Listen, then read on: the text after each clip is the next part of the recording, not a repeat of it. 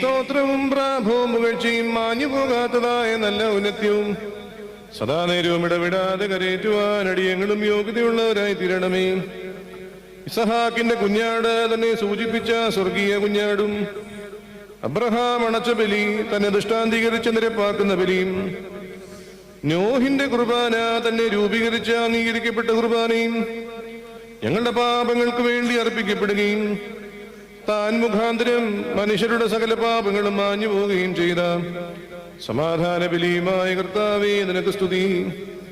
നിനക്ക് ദൈവികമായി സ്തോത്രബലി അർപ്പിക്കപ്പെടുന്ന ഈ സമയത്തും സകല പെരുന്നാളുകളിലും നേരങ്ങളിലും നാഴികകളിലും ഞങ്ങളുടെ ആയുഷ്കാലമൊക്കെയിലും സ്തുതിയും ബഹുമാനവും ആരാധനയും യോഗ്യമാകുന്നു.